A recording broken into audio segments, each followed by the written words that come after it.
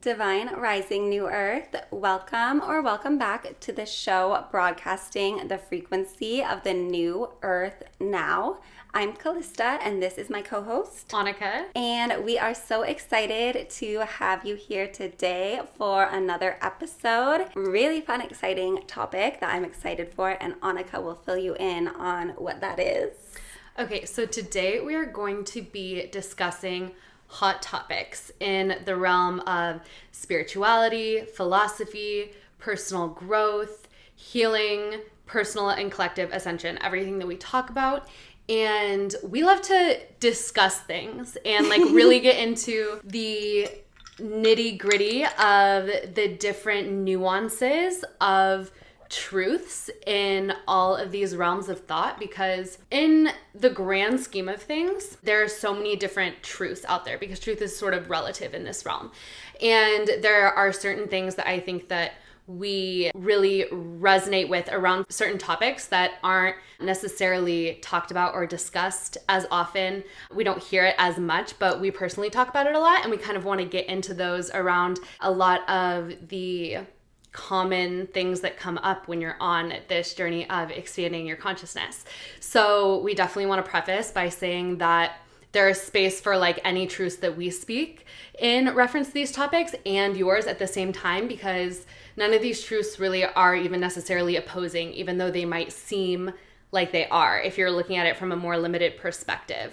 But ultimately, there is so much juice in being able to hear how other people view and experience these things. And I think a lot of growth and expansion can come when you're able to expand your perspective to hold multiple perspectives even. So we're just going to offer some of ours. If you want to share some of yours after the episode, you can always reach out to us. We love discussing spiritual, philosophical topics. So super excited to get into it today. Do you want to pick the first one?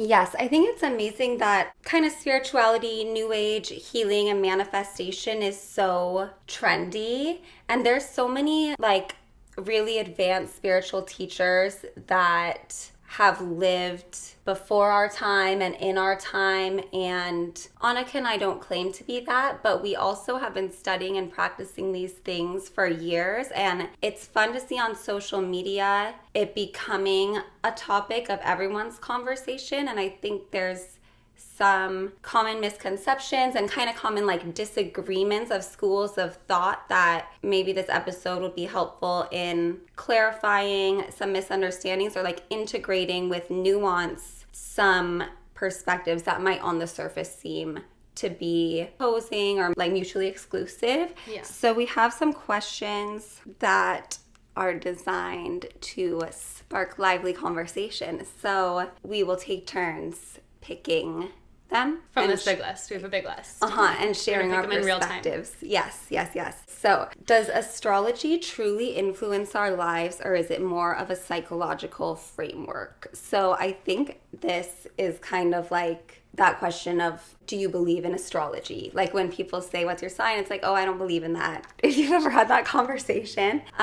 So I will share my perspective on this question and set a timer. So does astrology truly influence our lives, or is it more of a psychological framework? So my perspective, I endorse the holographic unified field theory of metaphysics. So to me, everything in the external world is a reflection of the internal world and vice versa, and somewhat of a feedback loop. So yes, astrology truly influences our lives in that every single thing in this universe is extremely interconnected, and at the most basic level, there is nothing in this universe that does not influence our lives because of the way the chain reaction of everything influencing each other. And there's the common example of the moon controls the tides. High tide and low tide correlates with the full moon and the new moon, because that pull, that gravitational pull on the moon has such a strong influence on the water that it pulls the tides up more.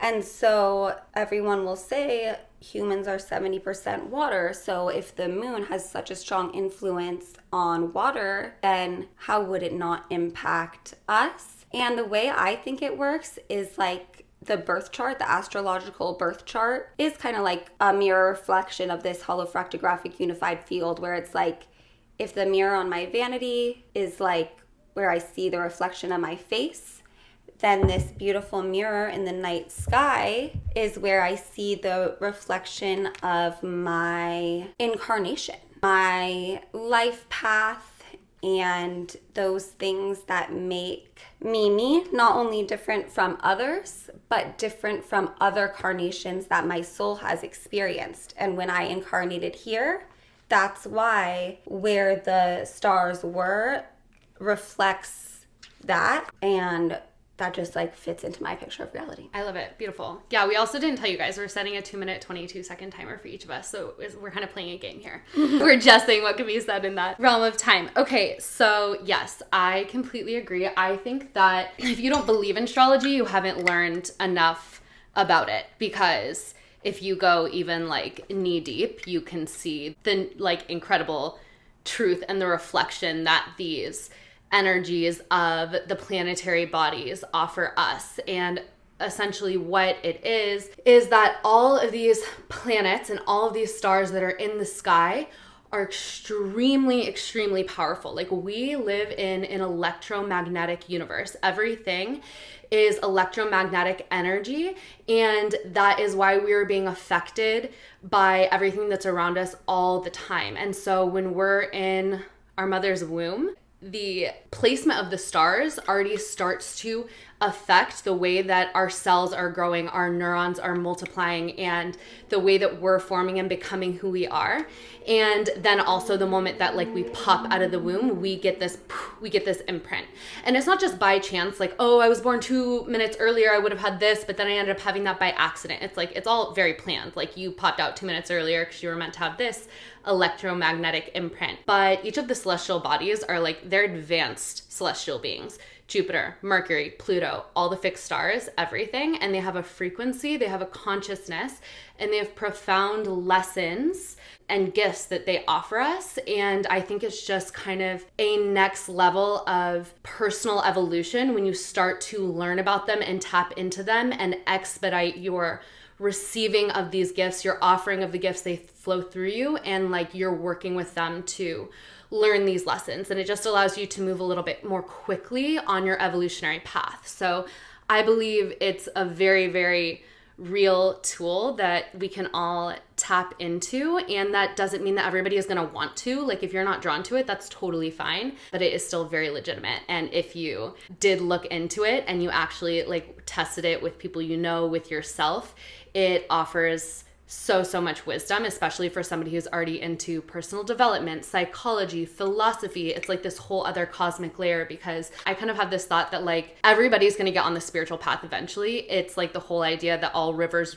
lead to the ocean, like no matter how long it takes. But eventually you get into like a subtler and subtler space and start to pick up on all these things that are going on. And astrology is very subtle. It's working with the subtle energetics. So that's why it takes like a little bit more to jump into than just like studying or experience things on like a very gross level of reality. That's that. Totally. Yeah, you want to use it so it doesn't use you. That's what's interesting. Does it truly influence our lives, or is it more of a psychological framework? If you do believe in it, you can use it as a really helpful psychological framework. If you keep that in your shadow, I think it's going to influence your life in ways that you may not be able to control or realize. That's a brilliant point. Okay, are practices like breathwork and cold plunging accessible to all, or are they privileged forms of wellness? Well, this is framed really hilariously, because like to go in a cold body of water or to breathe are like two of the most accessible things you could find. I think just the idea, that's what makes it good. Yeah, you're right. Because certain things are not accessible for sure. Are practices like breathwork and cold plunging accessible to all, or are they privileged forms of wellness? Okay, I think that we're all born into different circumstances of life, and fairness isn't really prevalent in that situation. And so some people are dealt much harder cards than others. That being said, I think no matter where you are at in life, there is something that you can do to make yourself feel better than if you did nothing. And one of our favorite discredited conspiracy theorist conmen, Kevin Trudeau, shout out Kevin, we love you. We say that with love. That's the highest compliment. That's the highest. Come on the show, Kevin. He says that like the whole idea with evolving and improving and manifesting is to just feel better now. So what can you do to feel better now? And for somebody who already has, the mansion, a cold plunge, a sauna, could fly to Bali in 2 seconds, like that's going to be very different than, the person who's like literally barely finding money to like pay the bills and like keep their like very tiny apartment, or even worse. But there's always something you can do to feel better. And oftentimes you'll hear stories of very successful people who literally came from nothing, and you're just taking one tiny step. So breathwork is a beautiful example. It will give you enhanced life force energy, clarity, and the ability to have a raised frequency so that you can observe greater opportunities that are around you to better your situation. And then things like cold plunges, finding a river, going in the ocean. There are so many accessible things like this. And that's why I love yoga too, because not like yoga, like going to take yoga at some hot yoga studio, but like doing yoga from home, having a regular daily practice of meditation, moving the body, breathwork, pranayama, because all you need is yourself. And it starts to show you that the only thing you need is your physical vessel and a connection to a higher energy to evolve. And it really brings the power inside of you rather than in some external source.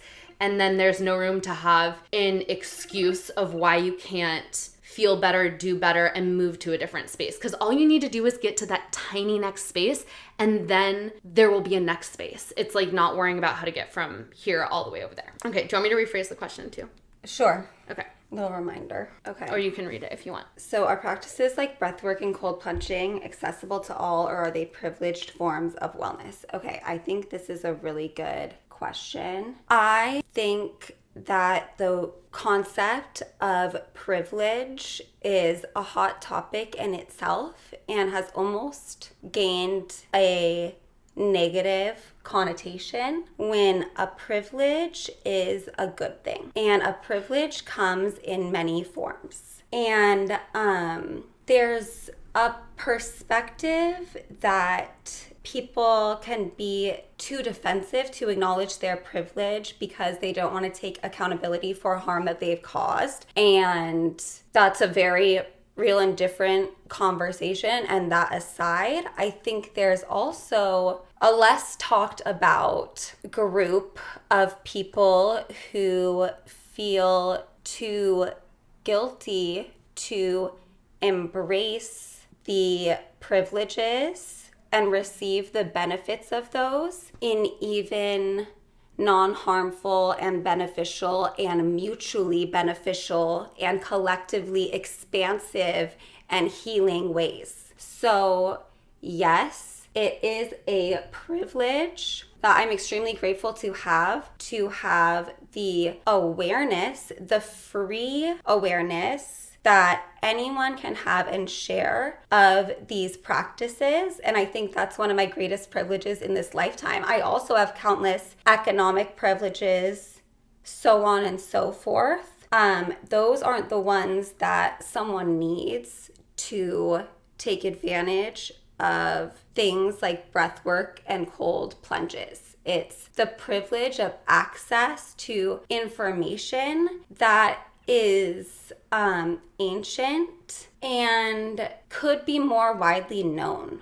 So I think that really embracing the privilege we have, not only to know about and practice these things and gain benefits from them, but also the privilege that we have to share about these things and expand that privilege to other people, increases our own fulfillment and is hugely beneficial to the collective. So that's my take on that. I think that's beautiful. I love that. Like, if you're blessed, like, bless someone else. Don't, like, feel bad about your blessing. Yeah, don't feel guilty, especially if you're not hurting anyone, especially for certain things like, just to take it there, let's say you're like a rich white American man, you know, and you're well-intentioned and you're heart-centered and you're not hurting anyone. By all means, do not let any noise make you feel too guilty to take advantage of and embrace the benefits of those privileges that you have to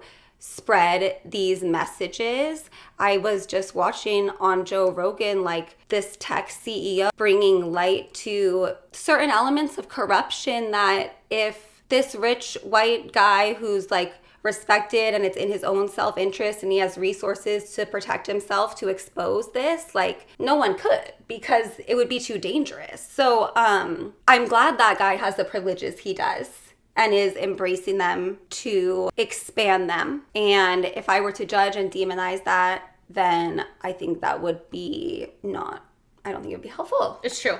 I think that we're all given the exact circumstances we need to fulfill our unique divine destiny.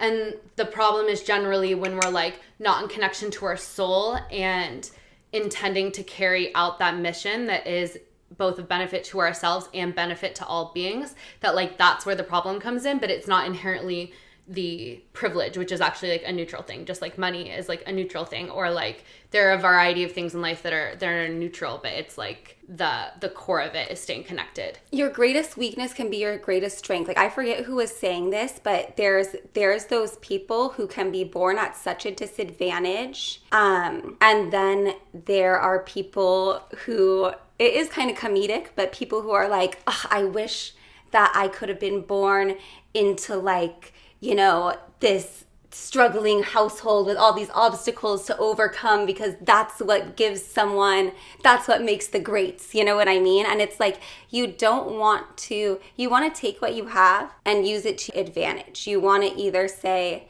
this challenge is going to give me the skills that I need, and that's why it's a gift to me, or great, I have these tools in my toolbox already that I'm going to use to my advantage. And that's one of those things where it's not like, there's no debate of like whether that's true or untrue. It's the perspective that you're going to take on yourself and your life, and that's your choice. Okay, so how do you feel about the concept of twin flames? Is it a divine truth, or does it promote unhealthy relationship dynamics? Okay. So if you haven't heard, twin flames became a really popularized spiritual concept. This one, in my mind, is a quintessential buzzword that has been used beyond almost any shared understanding.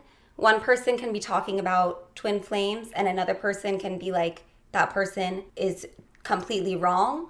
But the fact is, they both have totally different understandings in the first place of what a twin flame even is. So starting there, my understanding of a twin flame, this is something that I heard recently, and it's like my working definition for now, is someone with an identical core soul frequency to you. So we all have kind of like a core home soul's frequency, and that's like the difference between a soulmate and a twin flame, where we might incarnate in like certain soul groups that have a very resonant and harmonic collective soul's frequency. And when you meet someone on kind of like a harmonized wavelength to you, that is a soulmate. But when you meet someone who is your identical core frequency, that is a twin flame. And in that way, it's almost like one soul in two bodies,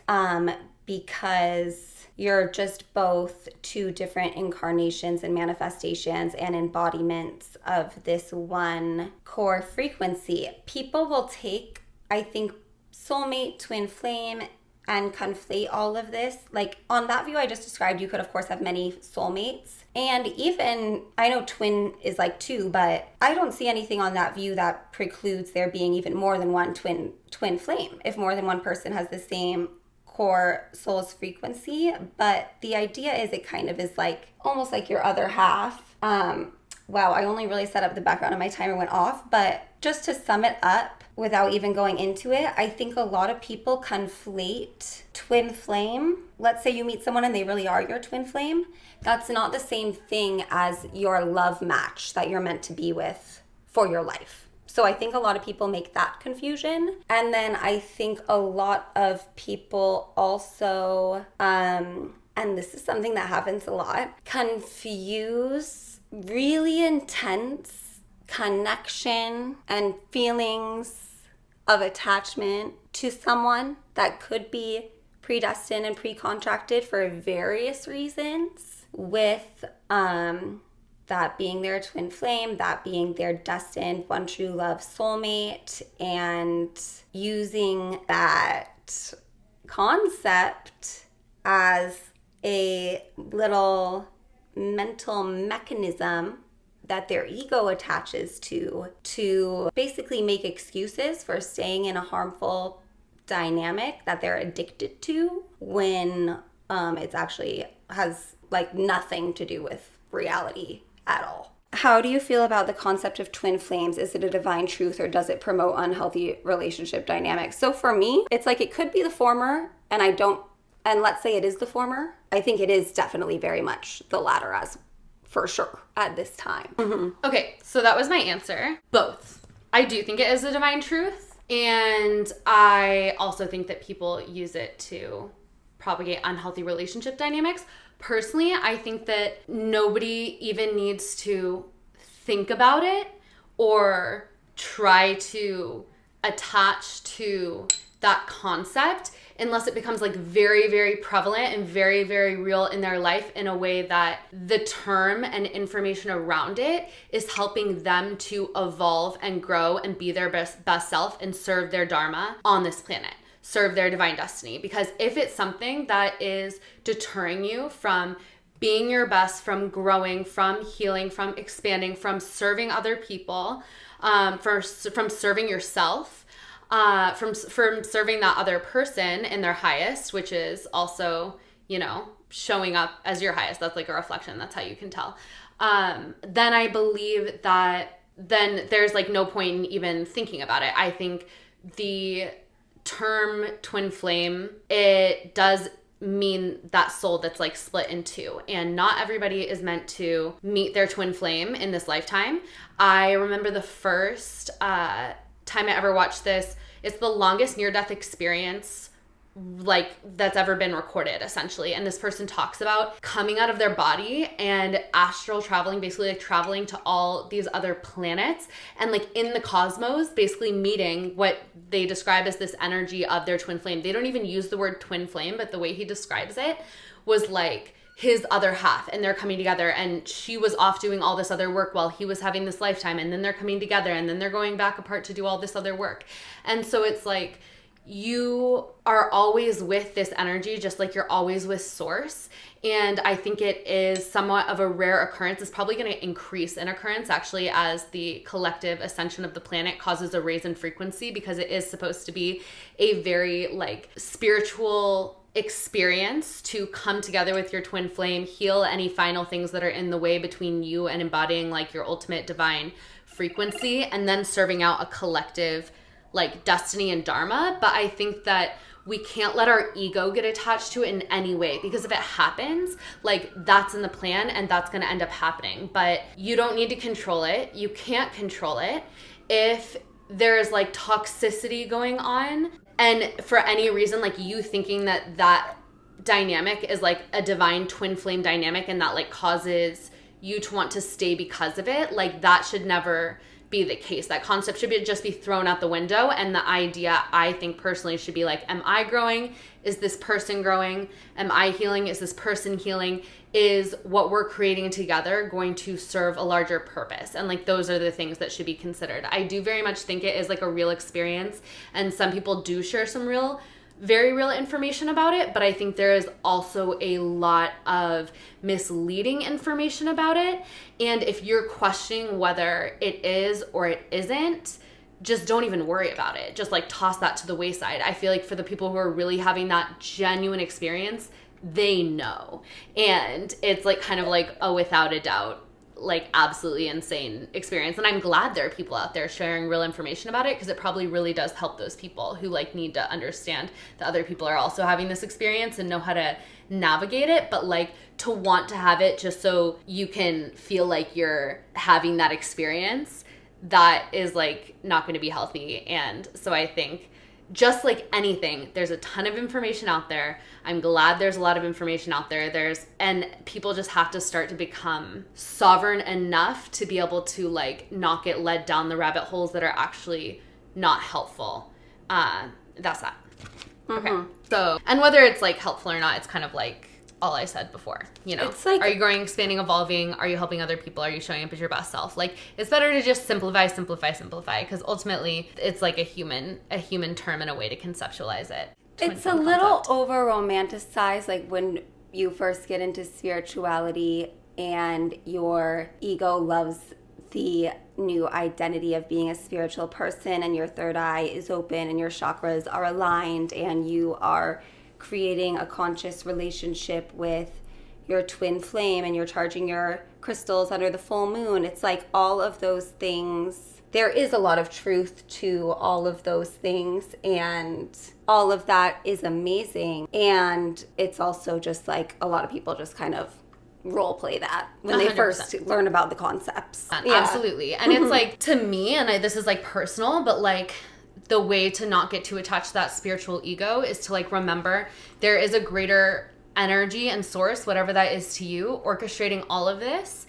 And so much of it is beyond us. And so to just kind of have a little bit of a, like, not humble to the sense where you're not like, have the Godfidence of like being proud of who you are as like a beautiful divine being, but like having the humility to like know it's like this like beautiful, mysterious, magnificent orchestration beyond you, and like you're so blessed to be a part of it. And it doesn't have to be, you don't even need to label these things always. Okay, this one is shadow work overemphasized in modern spirituality, or is it a necessary foundation for growth? Okay, I think this one's really fascinating because, let me just start the timer. I think in some places it is totally overemphasized. And to me, the shadow is basically parts of yourself that are beyond your awareness. And a lot of it is stuff that when you were younger, for some reason you learned were not okay, or these certain aspects of self you kind of stored away and decided weren't acceptable because you had some experience where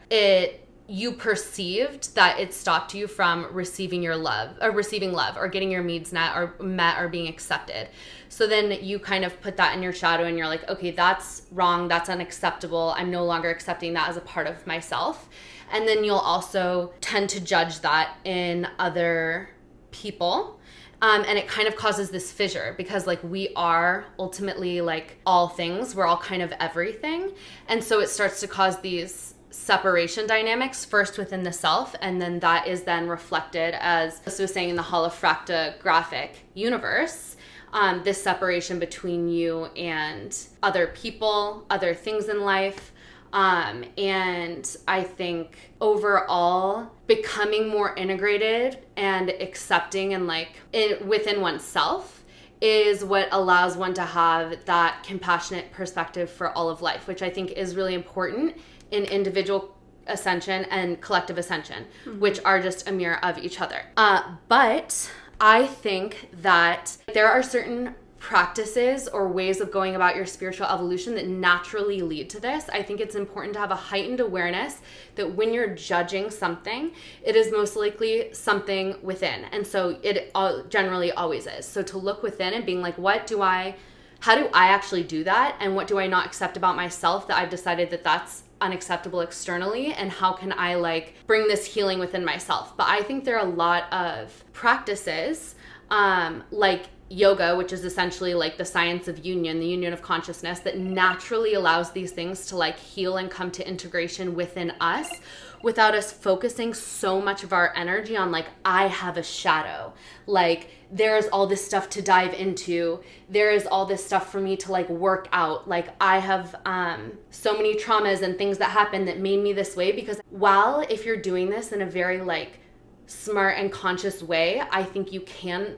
get to where you want to go from that. But I think it can oftentimes be a trap, because when you focus on something too much, sometimes it can start to grow and expand and you become over-identified with it, versus other forms of growth and expansion and integration that can allow you to go faster and to completely dissolve these things in a way that is just totally quantum. And that's just from my personal experience, trying the whole realm of I'm gonna do shadow work versus doing other things even breath work, Kundalini yoga, just taking on the perspective of, when I'm judging something that's something within me, I'll check in and I'll open my heart compassionately to be able to embrace that. To me, that has proven to be more effective. I guess I'll just say one more thing, and this is that I just think sometimes the way that it can be talked about can be unhelpful, because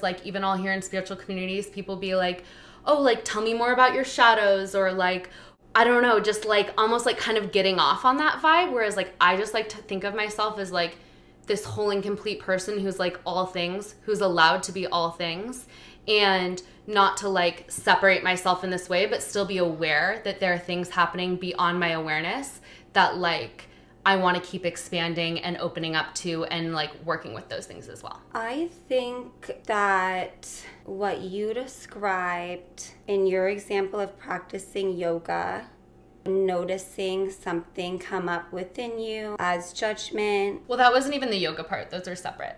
The yoga, I think kriyas and stuff that you do are these ancient practices that are made to help you blow past these things without having any thought at all. But then in my day-to-day, if I'm judging something, that's just a practice of awareness. Okay, so that's what I'm talking about. So that practice of awareness is shadow work. And there is also something that is what I would call kind of a healing addiction, which is where you are over-identified with something that consciously you think you want to transcend, but you self-sabotage in that way because you are so attached or addicted or identified with the healing modality, be it shadow work or anything else.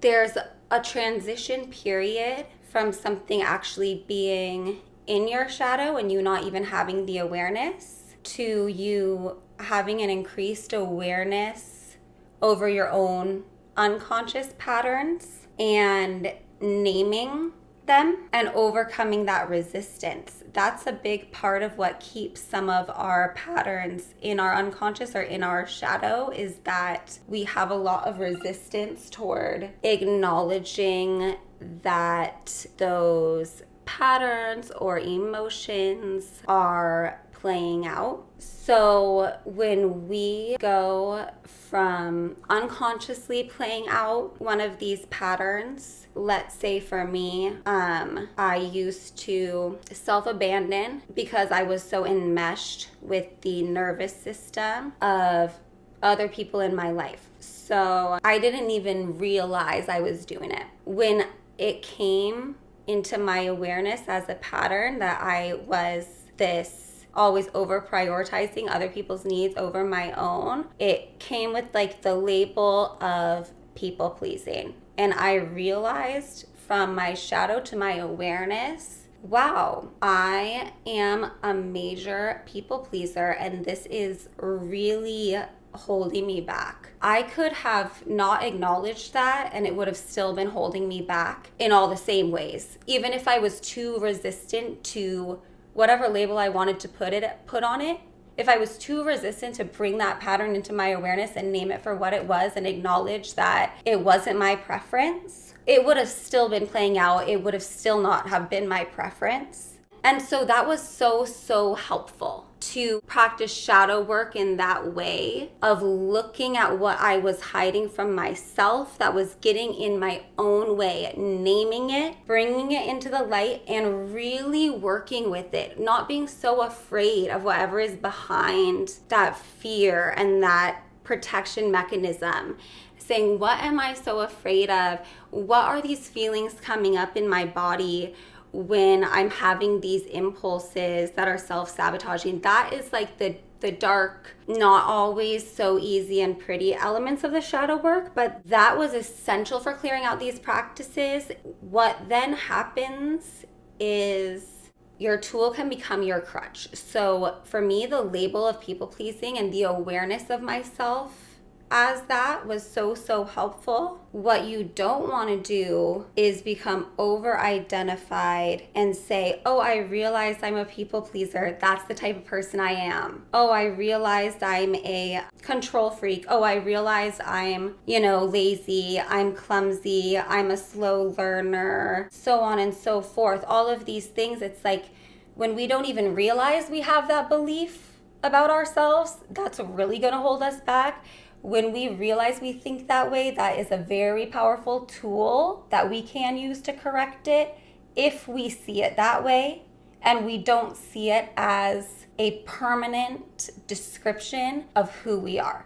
So I think that shadow work is not overemphasized, but I do think it is important to use it as a tool and realize when you have reached your destination, because things are never going to be perfect, but you get to a point where, like Anneka's talking about it, focusing on something starts to perpetuate it and it becomes counterproductive.